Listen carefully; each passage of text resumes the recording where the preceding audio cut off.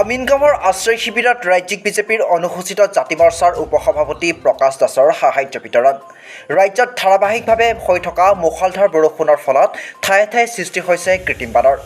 এই কৃত্ৰিম বানৰ কবলত পৰি বৃহত্তৰ আমিনগাঁও অঞ্চলৰ একাধিক পৰিয়াল আশ্ৰয় শিবিৰত থাকিবলগীয়া হৈছে।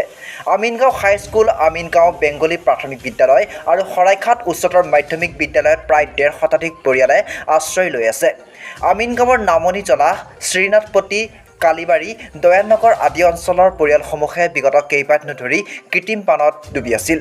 এই পৰিয়ালসমূহৰ যাৱতীয় সমস্যাৰ বুজ ল'বলৈ মুখ্যমন্ত্ৰী ডক্টৰ হিমন্ত বিশ্ব শৰ্মাৰ নিৰ্দেশ মৰ্মে মুখ্যমন্ত্ৰীৰ বিশেষ কৰ্তব্যৰত বিষয়া হেমন্ত চৌধুৰীয়ে পৰিস্থিতিৰ বুজ লোৱাৰ পাছতেই আজি ভাৰতীয় জনতা পাৰ্টীৰ অনুসূচিত জাতি মৰ্চাৰ ৰাজ্যিক উপসভাপতি প্ৰকাশ চন্দ্ৰ দাসে আশ্ৰয় শিবিৰত বিস্কুট, জুচৰ পেকেট, খোৱা পানীৰ বটলকে ধৰি কিছু সাহায্য আগবঢ়ায়।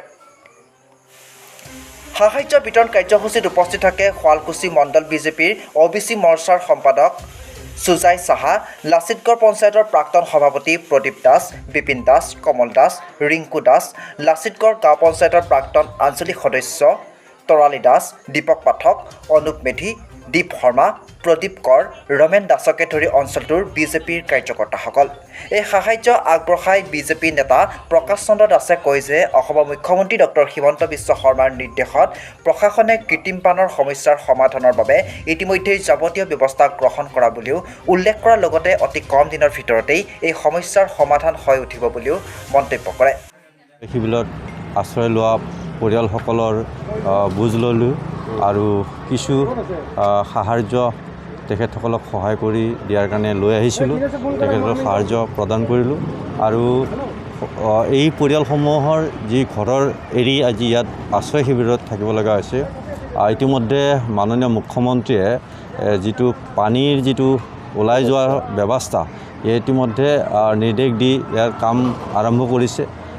গতিকে সোনকালে হয়তো এই পৰিয়ালখিনি যদি বৰষুণ অত্যাধিক আৰু নহয় তেতিয়া হয়তো আশ্ৰয় শিবিৰত কিছুদিন থাকি ইয়াৰ পৰা ঘৰলৈ যাব পাৰিব। কাৰণ এই সমস্যাটো অতি গভীৰ সমস্যা।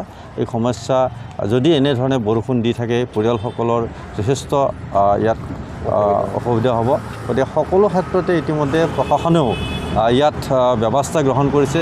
চিকিৎসাৰ লগতে শিশুসকলৰ যিখিনি খাদ্য সামগ্ৰী লাগে সেইখিনি যোগান ধৰিছে। গতিকে ইয়াত অসুবিধা নোপোৱাকৈ গোটেই পৰিয়ালটো যাতে ইয়াত আশ্ৰয় থাকিব পাৰে তাৰ কাৰণেও আমি আহি ইয়াত কিছু সহায় আগবঢ়াইছোঁ।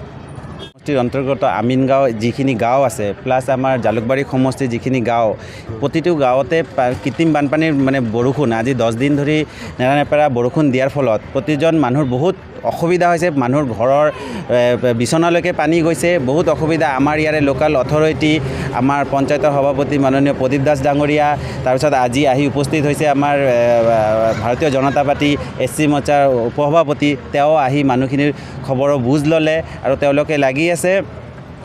মানুহখিনি আজি শিবিৰত আহি আমাৰ এই বেংগলী LP স্কুল, হাই স্কুলত শিবিৰ পাতি ৰৈছে। আমি আশাবাদী যে বতৰ ভাল কৰিলে মানুহখিনি অলপ সকাহ পাব, 2-1 দিনতে মানুহখিনি ঘৰত উভতি যাব পাৰিব বুলি আমি আশা কৰিছোঁ। আজি আমাৰ ইয়াতে আমাৰ প্ৰকাশ দাস ডাঙৰীয়া মানুহখিনিক অলপ খাদ্যৰ যোগান ধৰিলে, আমাৰ প্ৰশাসনৰ ফালৰ পৰাও দিছে। তেওঁ আহি মানুহখিনি অলপ খা খবৰ লোৱাৰ লগতে অলপ খাদ্যৰো যোগান ধৰিলে। বিস্কুট, জুচ পৰা লৈ আদি বিভিন্ন ধৰণৰ খাদ্য দিলে আৰু মানুহখিনিৰ অলপ বুজ ল'লে।